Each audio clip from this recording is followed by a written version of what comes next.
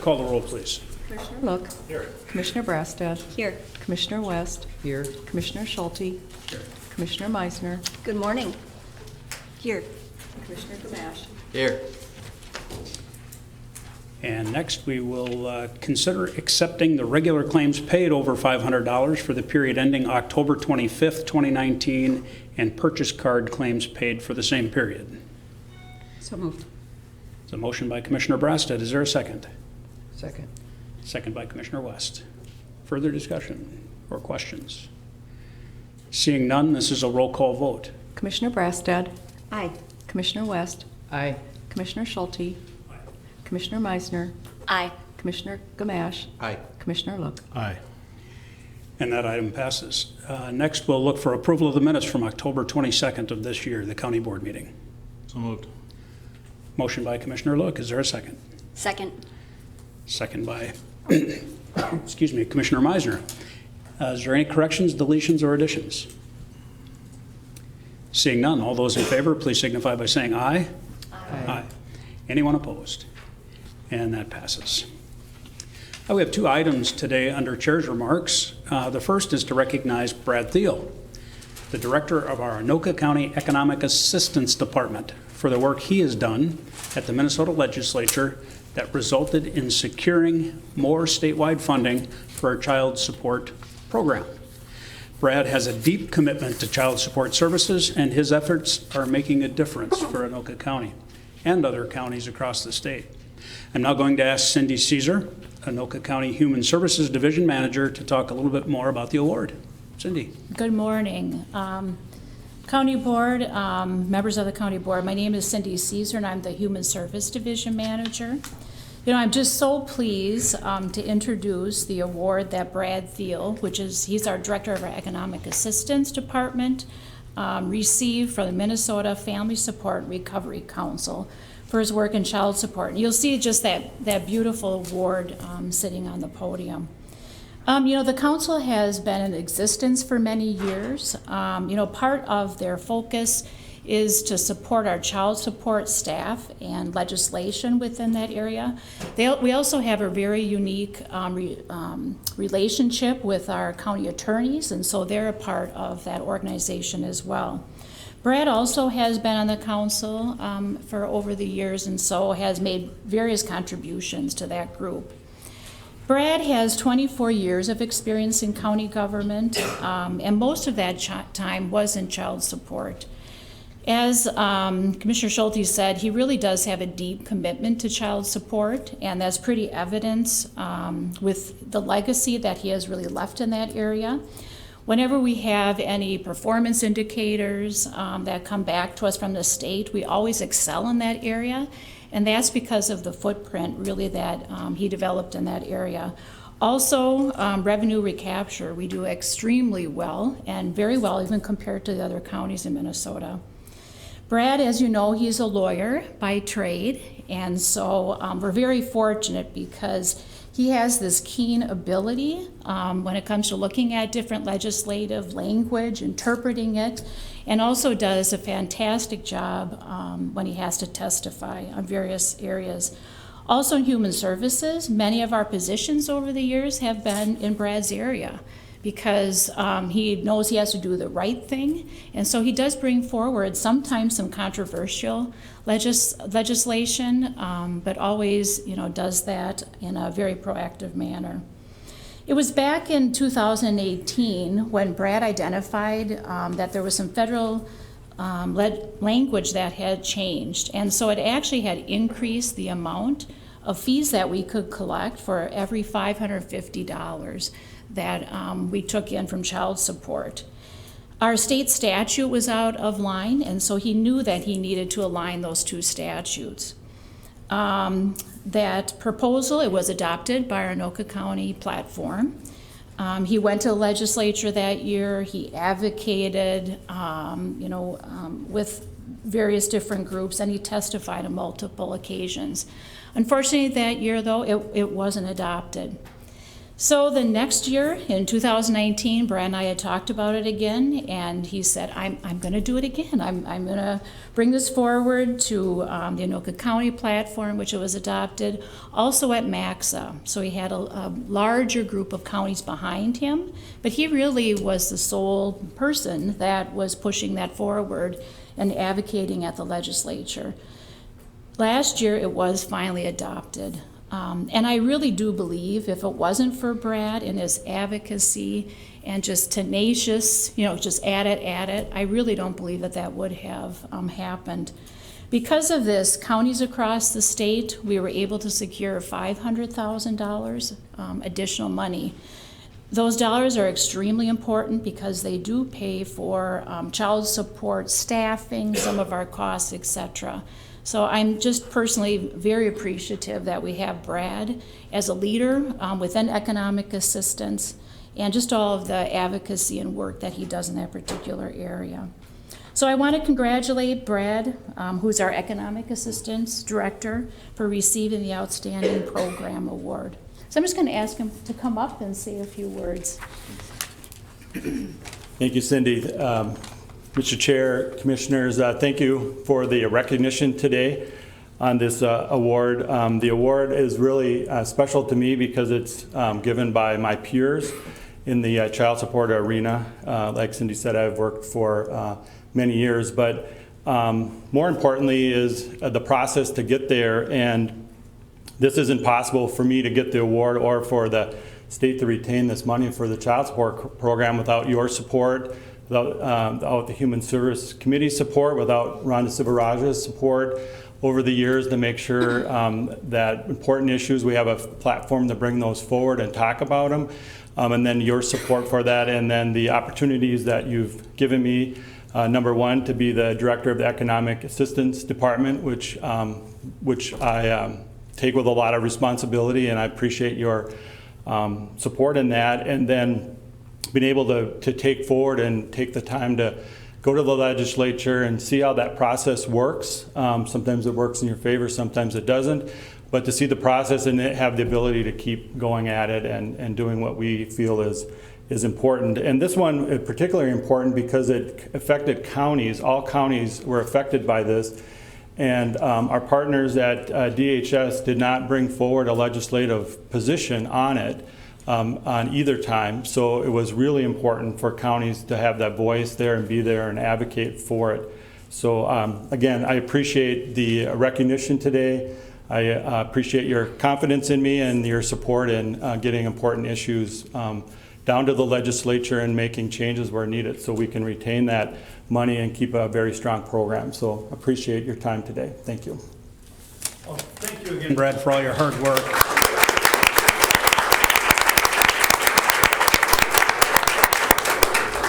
And your commitment that really resulted in the alignment of that Minnesota statute and the federal statutes for child support fees.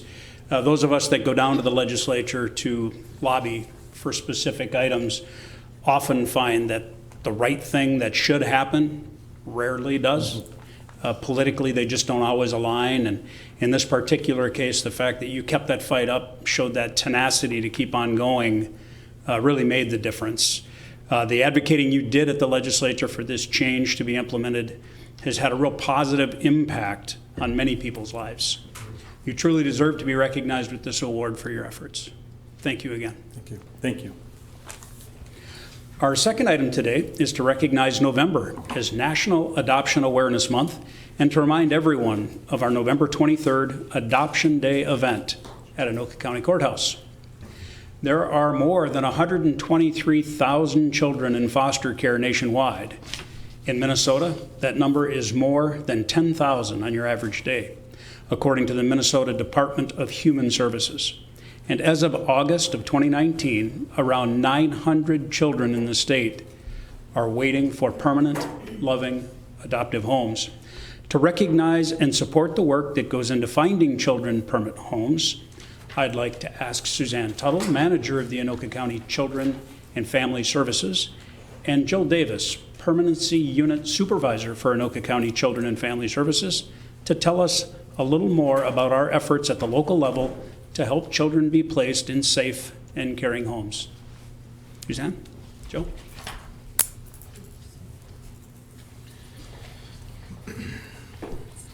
Good morning, Chairman Schulte and members of the board. Thank you all for having us today. Let's see. In the year 2000, the first annual Adoption Day was held.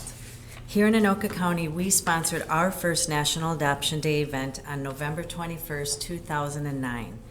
Over the last 10 years of Anoka County Adoption Day celebrations, 105 children have been adopted into 73 families. Anoka County is part of a larger effort to ensure that every child has a forever family. National Adoption Day helped close to 70,000 children move from foster care to a forever family. In 2018, approximately 4,000 children were adopted by their forever families during the National Adoption Day celebration. One of the pathways to adoption is through the child protection system. Once a child protection report is screened in for assessment, a social worker assesses child safety and risk of harm. Reasonable efforts are made to safely keep the child in the home or safely return the child to the home.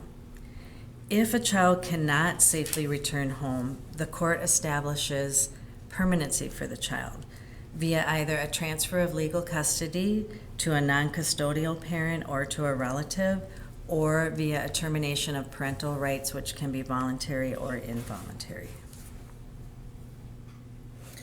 We have 3 core beliefs that anchor our work on behalf of children. We believe that every child deserves a forever family, which includes being loved unconditionally.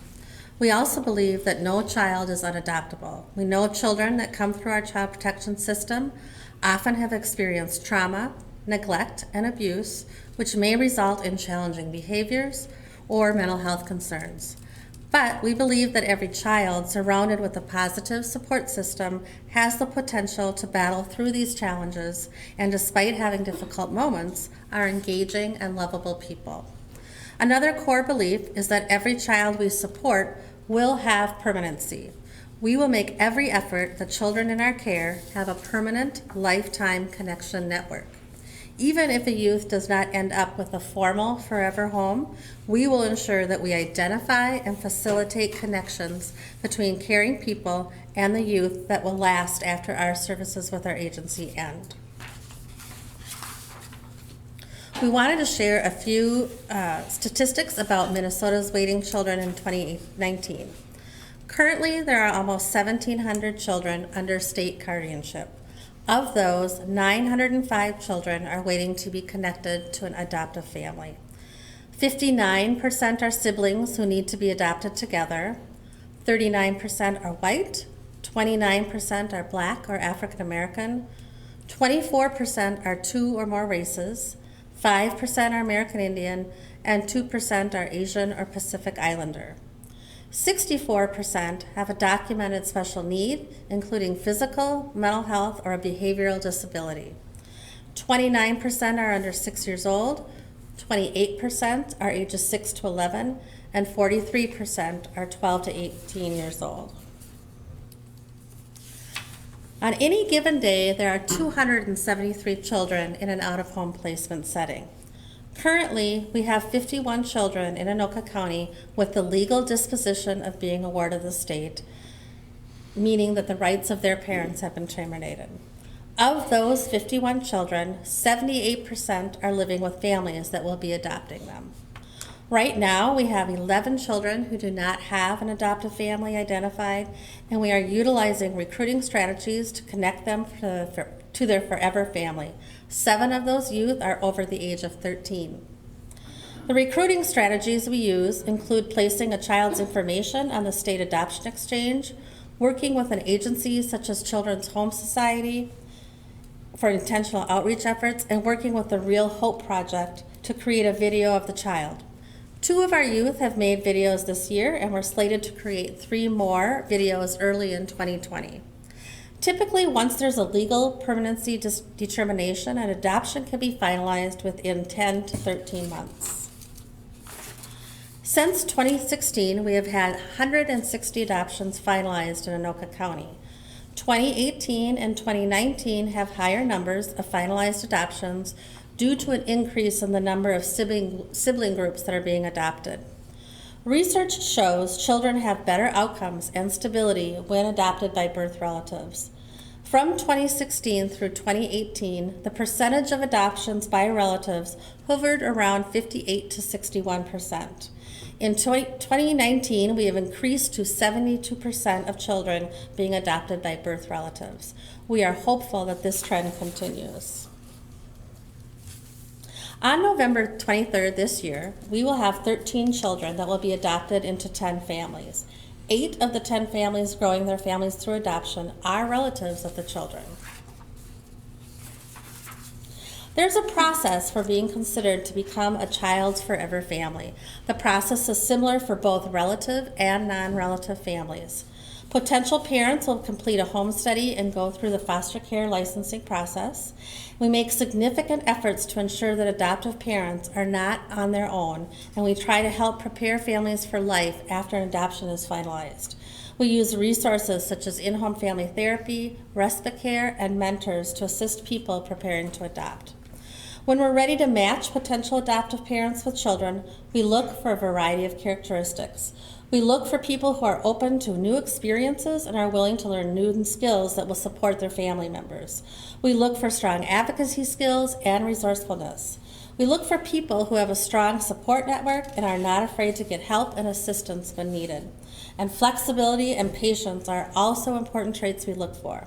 Having a strong sense of humor and the ability to have fun are essential when living with children, as most of you know, I'm sure, and really are the keys to successful parenting. Most importantly, we look for people with a strong level of commitment and the ability to offer unconditional love and acceptance. We look for people who will be forever parents. People interested in adopting children through Anoka County connect with us in a variety of ways. Through our Anoka County website, Anoka County Foster Care, the Department of Human Services website, and MinAdopt, an online adoption resource for families and agencies. There's a high level of collaboration between Anoka County Foster Care Service Area and our area. It's not unusual for Anoka County foster parents to also become interested in adopting children in their care. Other key partners for us include agencies such as Lutheran Social Services, Children's Home Society, and the Real Hope Project that assist us in identifying and connecting with potential adoptive parents. Please join us on Saturday, November 23rd from 10 to noon, starting in the Anoka County Government Center atrium. Oh, maybe not. We had a slide with pictures. With lots of people smiling, and because it really is a fun day. So even though we know that oftentimes children come with mixed emotions and can bring up some sadness and some loss, it's also a time that's filled with love and hope. And I know some of you have already attended in the past. Thank you for your time and your attention and allowing us to share with you about National Awareness Month. Well, I'd like to thank you both for coming here and sharing your information, and I commend your department for all their great work it does with children, foster families, and adoptive families. Every child deserves a permanent, loving, secure family, so it's wonderful to see and hear about all the hard work you are doing to achieve that. I do want to comment that we saw a lot of statistics and a lot of numbers, and they're pretty big numbers, really. But every single one of them is a human being, and we can make such a difference in their lives. And you do. You make a world of difference. I've had the pleasure of being at the Adoption Day events here at the courthouse a number of times and have partaken in those. It's moving, heartwarming. It totally changes your outlook on the day and the week, and it's a stirring moment. I won't be there this year, unfortunately. I've got other plans that I have to attend to, but we do have some commissioners that will be there and will do their best to represent the county board in your hard work. And again, that is Saturday, November 23rd, here at the courthouse from 10 to noon, I believe. Are there other comments? Commissioner Meisner? Thank you, Mr. Chair. Yes, thank you sincerely for all of your work. This will be my first attendance, but it has a personal place in my heart. So my family is through adoption, and my son is adopted, and I really look forward to experiencing this. Thank you. Thank you. At this time, I'd like my fellow commissioners to please join me in supporting Resolution 2019-131, proclaiming November 2019 as Adoption Awareness Month in Anoka County. The resolution has been offered. Is there further discussion? Seeing none, all those in favor, please signify by saying aye. Aye. Anyone opposed? And that concludes Chair's remarks, and we'll move on to committee reports, and we'll start with the Management Committee. Commissioner West.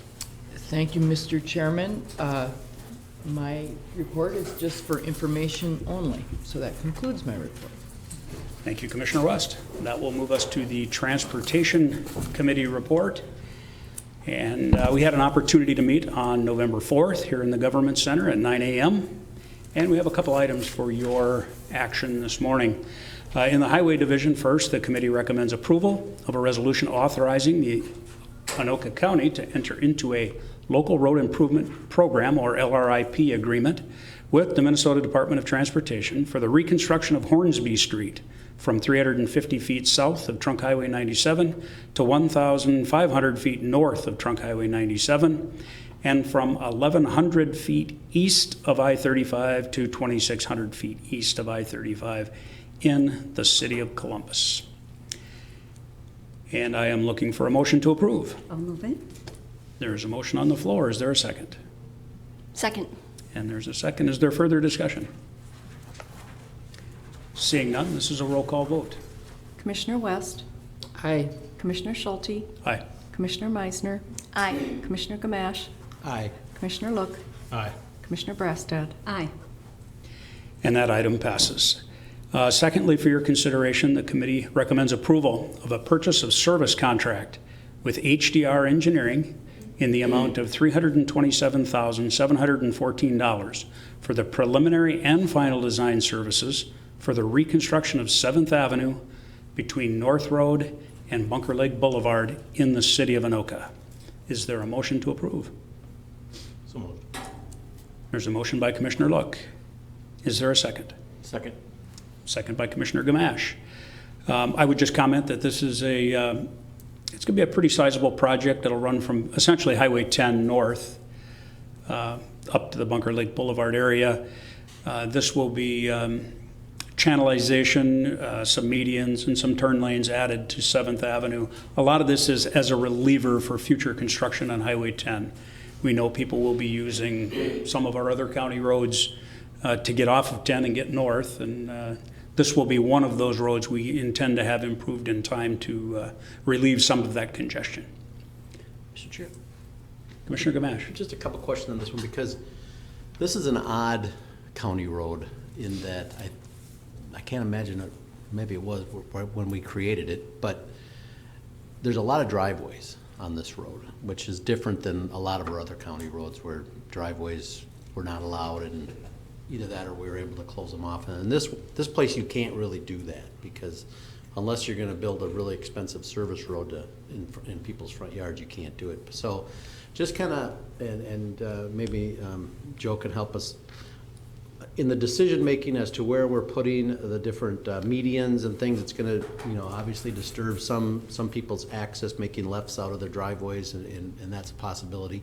Just kind of curious what we thought about how we handled this because of the nature of this road being so much, at least on one side, so much having so many different homes that have driveways that pull right out on it. So. Thank you, Commissioner. Joe? Yeah, Mr. Chair, Commissioner Gamache. Good question. So you were exactly right. This is a county roadway that essentially, 80 to 100 years ago, it was a lot different than it is now. It's a 66-foot right-of-way corridor from essentially Garfield south, and you're exactly right. It feels like a local roadway. It's got 50-plus residential driveways that abut this roadway. So what we looked at when we were moving forward with this project is, as we know, as Mr. Chair had mentioned, there's going to be an onslaught of traffic that comes through this area to avoid the US Highway 10 improvement project that will take place in 2022.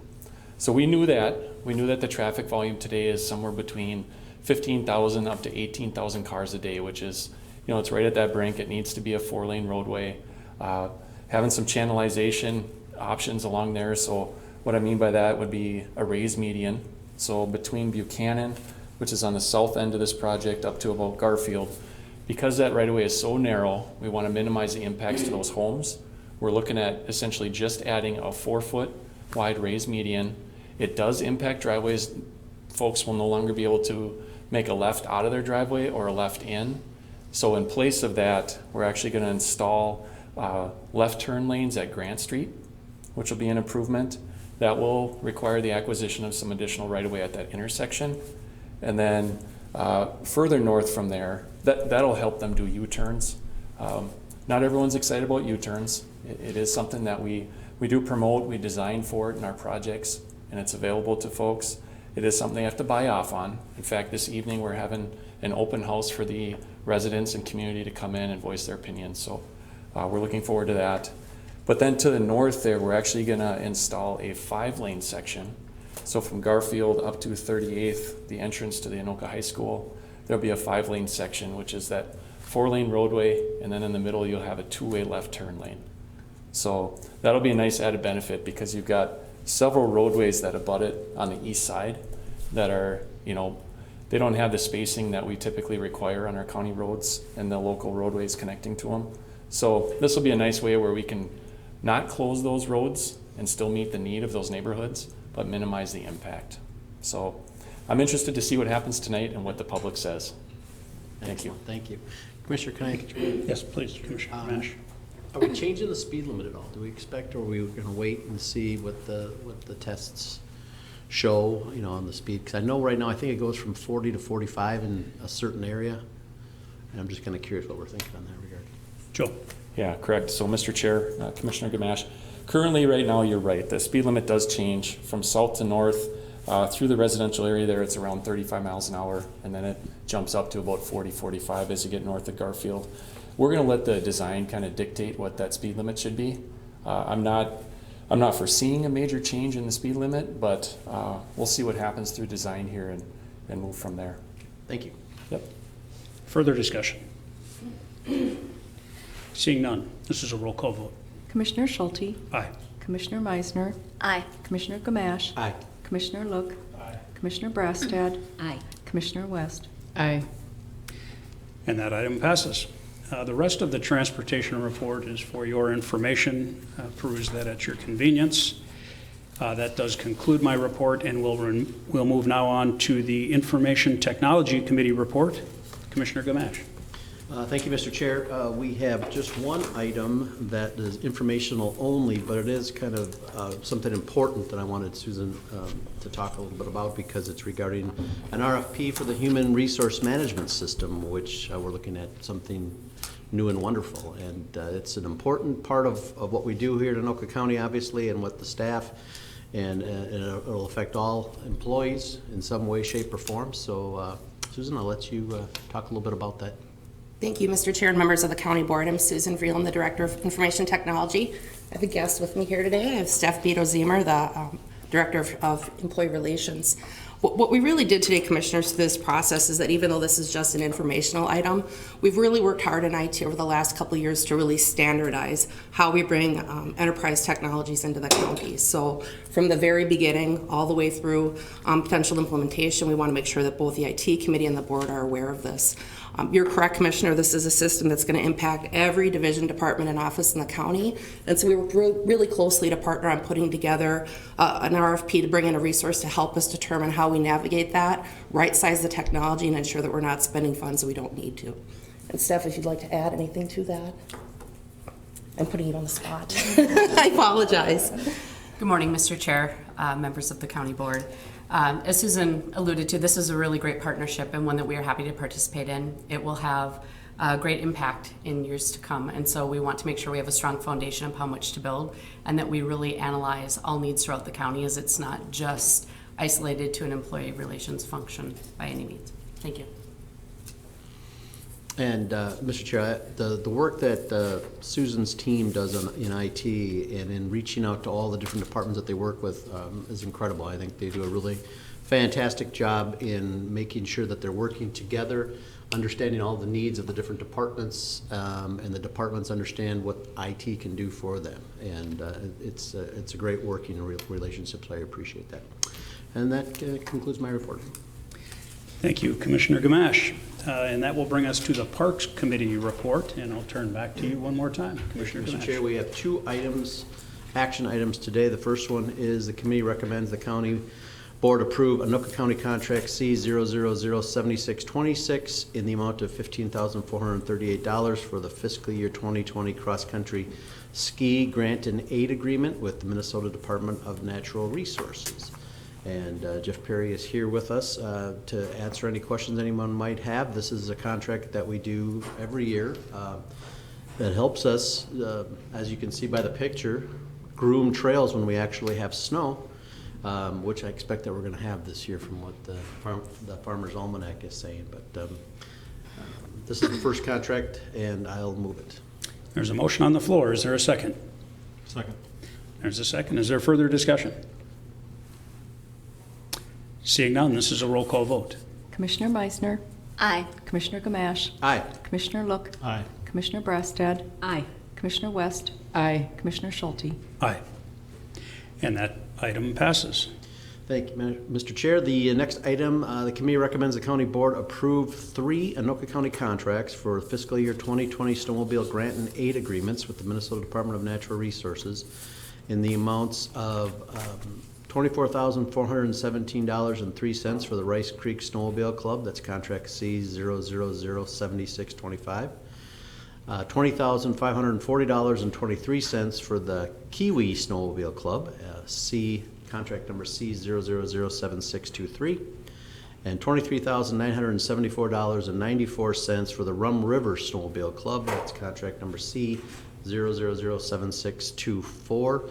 And I guess I just have one question for Jeff, because I don't remember. Did we always have these split out separately to these 3 clubs? Has it always kind of been that way, or is this something new this year? I can't remember.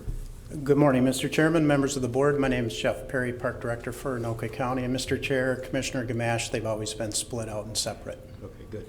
And these are 3 clubs that we've been working with for a number of years on trails going all across Anoka County, so it's good to help them out with this money that comes from the Department of Natural Resources.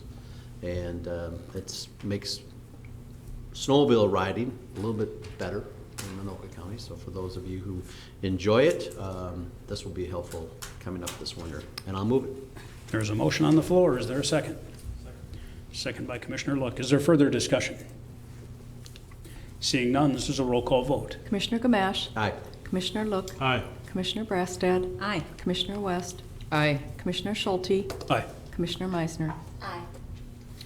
And that item passes. And the rest of the items are committee action items, so they're just kind of for informational, but we did look at some of the 2020 fee adjustments. That'll be coming before the county board in November 26th meeting at a public hearing. Fee adjustments for Chamonix and also for some of the parks.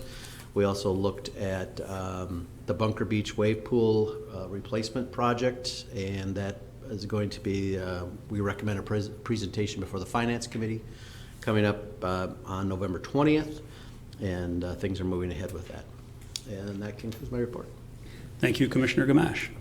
That moves us to item 8 on our agenda for committee appointments. We'll consider reappointing the following individuals to the Library Board for 3-year terms ending December 31st of 2022. And they are Linda Backlund, representing District 4, Daniel Greenswig, representing District 6, and Mark Lenz, representing District 7. We will take all 3 of those together. Is there a motion to approve? So moved. Motion by Commissioner Meisner. Is there a second? Second. Second by Commissioner Gamache. Any comments or discussion? Commissioner Meisner. Thank you, Mr. Chair. Just a shout out to all 3 candidates and who have served faithfully on the library board. I'm very pleased that they will be reappointed. Thank you, and I would also comment that Daniel Greenswig is from District 6, who is currently unrepresented as a commissioner. As the chair of the board, I've worked with Dan on a number of occasions, as I'm sure you have too, and I'm convinced our next commissioner from District 6 will approve, so we're going to go ahead and make that effective today, and we'll talk to the new commissioner when they come on board in February and make sure they have a chance to develop that relationship as well. Any further discussions? Seeing none, all those in favor, please signify by saying aye. Aye. Anyone opposed? And that passes unanimously.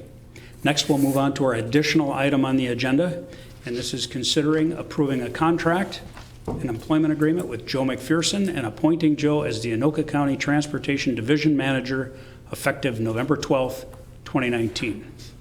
That's today. Mr. Chairman. Commissioner West.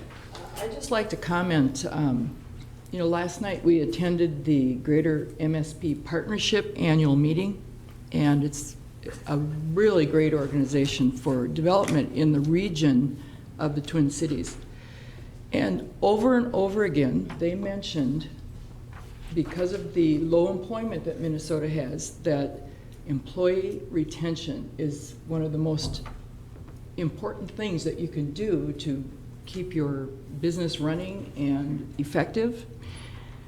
And I think if we are known not to make these internal appointments, I think people won't apply here. I mean, good people will choose to go elsewhere. And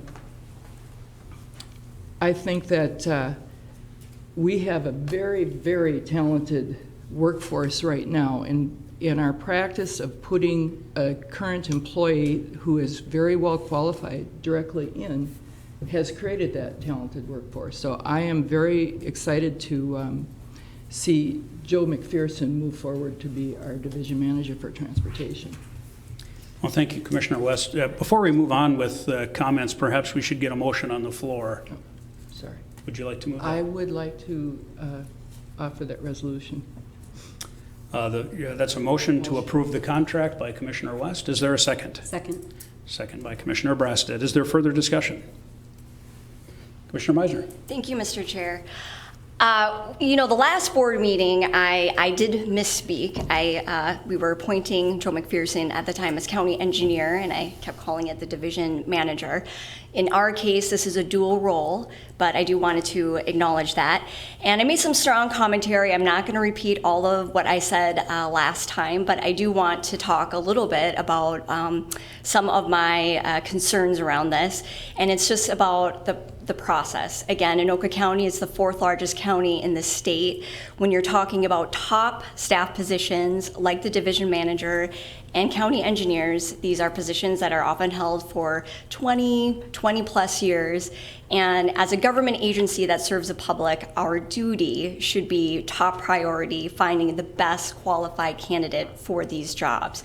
And in my opinion, that would mean posting the job externally and conducting interviews, and of course, encouraging internal candidates to apply. I also talked about the merits of Joe McPherson. He has an impeccable reputation. I have every confidence that he is going to do a great job for Anoka County.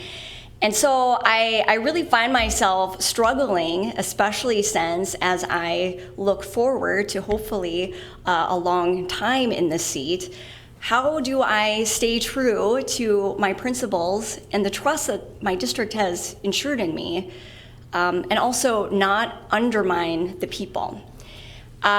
So I cannot in good conscience vote for this because, again, of the process. I believe Anoka County can do better. But I believe if I abstain from this vote, Mr. Attorney, that is kind of a neutral approach for something like this? Mr. Chair, Commissioner Miser, sure, you're entitled to abstain on a vote. That is correct. Thank you. Further discussion? Commissioner Look. Mr. Chair, thank you. I read an article recently that Anoka County is the 4th fastest growing county in the state of Minnesota. We're the 4th largest county, so maybe that makes sense. But part of growth is transportation. Every single site selector out there identifies transportation, roads, ease of getting around versus congestion as one of their top reasons for locating. And so arguably without plans for road improvement, arguably without roads that already function well, arguably without roads that are in high condition, Anoka County may not be the 4th fastest growing county. Okay? But because we have those items in place, we are seeing growth, and economic growth is what we're all about. And when we export 70% of our workforce down Highway 10, for example, being able to retain that workforce here in Anoka County and preventing congestion is something we need to be working toward. And knowledge of those roads and knowledge of what needs to be done is critical. And I don't want to, I'm not implying anything with this expression, but we certainly don't want to change a horse in midstream. Not to you, Joe, on that, obviously, but it's, as a saying, we want to make sure that we have the talent in place to continue that direction that we're on. And while somebody else may be able to, be located, recruited, brought in, it's going to certainly take them a significant amount of time to come up to speed, and that's amount of time right now that we cannot afford to risk. And so it's I can appreciate those that want to go out. I don't have a problem with that. However, I know that when we have top talent here currently, we certainly want to recruit from within when given that opportunity. So with that, I will be supporting this today. Thank you, Commissioner Look. Commissioner Gamache. Thank you, Mr. Chair. I am supporting this today as well, although I don't fear going out for applications and having systems in place, a system in place where we apply. We have people apply for these jobs. I think that's a good thing to do. I think we have the time and we can develop people internally. What I would fear, and I don't, again, in this case, because I think Joe's going to do a great job for us, but what I fear is that if we continue down this path where someone could be expected that they're going to be the next one in line, and something is found that they're not exactly the person we need, something, in the couple years that they're here or whatever it might be, they may expect it, and then all of a sudden we say, no, now we're going to do this. Now, last time we did this time we did that. We're going to now have a system. We're going to put in an actual procedure, and we're going to have people apply for this job. That sends a whole nother message to the entire staff. What I would like to see is that we have a procedure on these major appointments or these jobs that come up, that we do this the same way every time. We go out, put out applicant, we put out the information to the public, we put it out, let people come in and interview, we break it down, we look at the people that seem to be qualified, the ones that aren't qualified, obviously you don't interview those people, but you get a group and interview them, go through a procedure, and then select the best one. Now, could it become 95% of the time we select the person that we had set in place? It might be. All I'm saying is that if we have a procedure that's always the same and always people can expect what it is, they know what's going to happen, it's not a surprise to anybody, and that's all I'm looking for, is a procedure that continues and that we continue to do this all the time in those roles. So, but having said that, I am going to vote for Joe because I think he's going to do a great job. I just think we need to have this set in place, and let's move forward with something that is always going to be the same procedure no matter what the position might be.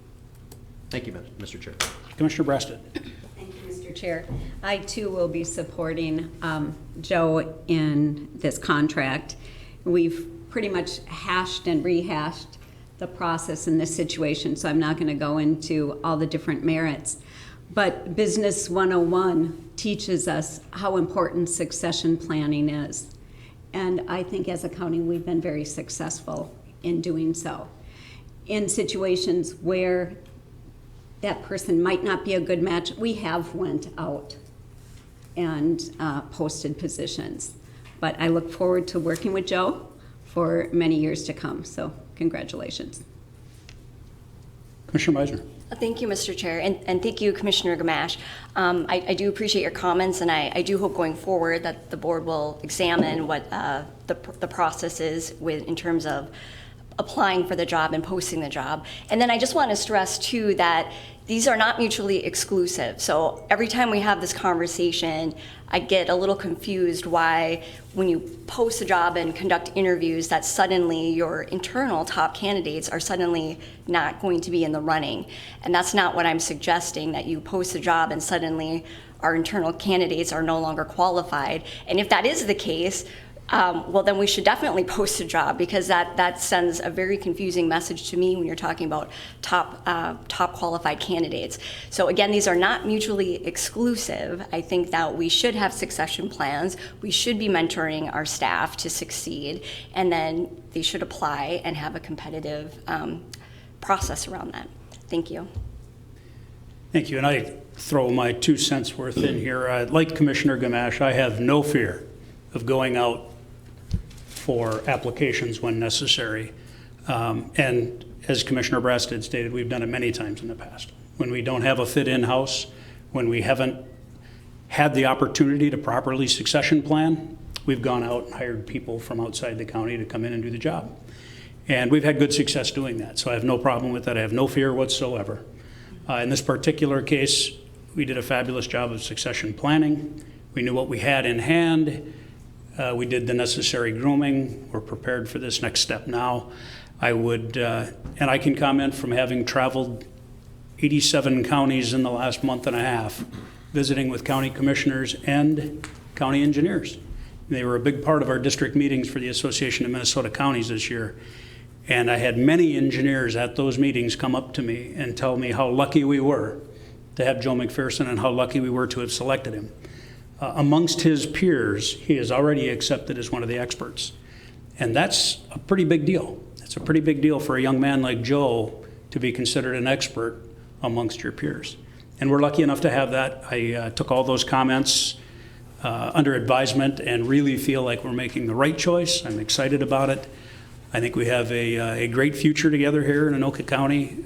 Joe, with your leadership at the helm of this division, which, so everybody's clear, is more than transportation. He will be the division manager of Highway, County Surveyor's Office, GIS, Transit, and Fleet Services. So his purview is expanded. It's stuff that he has been around his whole life and he has worked with, but now he'll be a little bigger charge there, and look forward to your growth in that area. Let's see, I saw a hand over here. Was that you, Commissioner Lick, or Commissioner Meisner first? Oh, sure. Okay, thank you, Mr. Chair. Just one of the things I do want to point out too with our current process, when we talk about when we have good fits in place, and we will go outside if we don't have a good fit, when it is closed like this, when we do not have objective criteria and a best practice in place, who is deciding who's the best fit? Who's deciding that? Is it one person? Is it a majority of the board? Where are the objectable best practices? So that too is part of, I think, what I'm talking about. I won't speak with for Commissioner Gamache, but when you're talking about putting a consistent process in place, who is deciding, who's determining what is the best fit for Anoka County? And if we can just have an objectionable criteria outcomes, I think that's the best way to go about it. When you said objection, you meant objective? Objective, not thank you. objectionable? I meant objective. I just want to make sure. No, I appreciate that. Yes, correct. I meant objective versus subjective, which is what it is currently. Thank you, Commissioner Meisner. Commissioner Look. Thank you, Mr. Chair. I think we do need to clarify that we do have a process. I think what's being advocated for is a change of process. And I think as far as decision makers go, that's, when it comes to an employment contract like this, it is this county board. The majority of this county board gets to make that decision. And is it subjective? Sure, it can be subjective. It could be objective as well. I mean, but that's up to each commissioner as to what they want to value as important when they're making that decision. For example, our finance director, we went out, did a search for Corey Camp, found him. It's been a great fit. So we do go out But I think our highest priority, and the best message to send out there is to promote within, when possible. And certainly that's evaluating past performance, it's evaluating strengths and weaknesses, and it's evaluating how they can contribute to the team as a whole moving forward. And the reason why I think that's important is for the cultural aspect of it. Those that fit the culture of Anoka County are far better suited than those that we don't know may fit the culture or not. They may have the skills, they may not fit the culture. And that's what's, I think for me is paramount and most important. And so I will always err on the side of promoting within when possible. And when that's not possible, then we are required to go out. And I don't have a problem doing that. It's very time consuming, staff time, and costly as well. If you pay a professional firm to go out, it's very costly. And so when you have an excellent candidate within, it really is something where you're going to have to move mountains to try and convince, at least on my end, that we should take a gamble on somebody else versus a known quantity within. So again, I think that I appreciate the concept of process, and we do have a process, but I think that a lot of people are disagreeing with that, and that's okay. We can agree to disagree, but the reality is we have a fantastic candidate, and I think we should capitalize on that. Thank you, Commissioner Look. I think, just to summarize that comment, I think I would say that, if I may, there is truly, if it's not obvious from the last couple appointments here, that there's a philosophical difference on how we do this, on what the process is. And that's fair. We can have our philosophical differences. Right now, I think we have a fabulous process in place for this. I think it's worked wonderful. No one's pointed to a failure of this process yet to me, which would be critical in me wanting to change the process. It's to find out where we haven't done it right, where we've made a mistake. And no one's done that, and I'm anxious for a conversation if somebody can point that out, because I think our process has netted us some fabulous gains in recent years. As previously mentioned, Corey Camp, for one, where we went out for a full process and interviewed people from across the country, and ended up with a Ramsey kid, an Anoka County guy. With that said, if there are no further comments, we're going to go to a roll call vote. Commissioner Look, Aye. Commissioner Brastad, Aye. Commissioner West, Aye. Commissioner Schulte, Aye. Commissioner Meisner, Abstain. Commissioner Gamache. Aye. And that passes. With that, if there's nothing else to come before the county board, Joe, would you like to say something before we adjourn? Thank you, Mr. Chair, fellow members of the board. Thank you for this opportunity. It's a huge privilege and honor. As you guys mentioned, you don't take this issue lightly. I appreciate that. I value that. I think that speaks to you guys, that your leadership is seen through.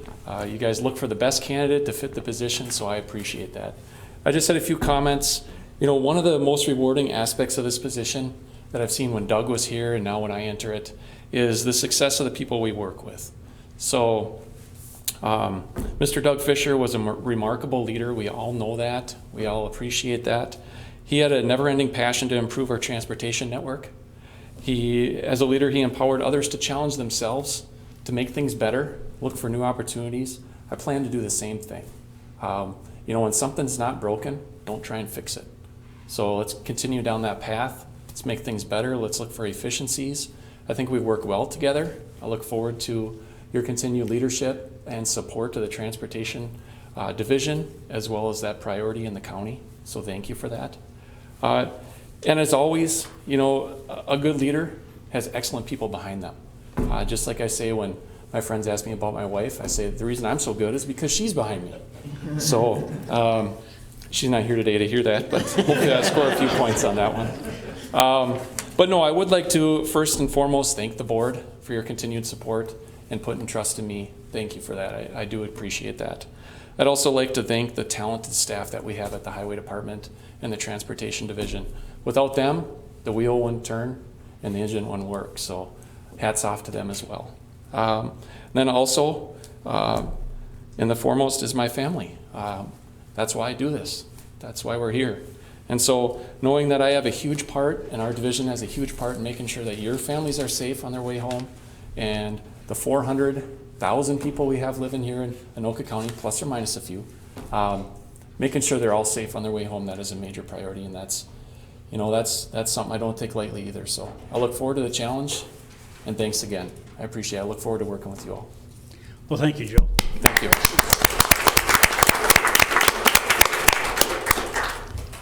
With that, if there's nothing to come before the county board, we are adjourned.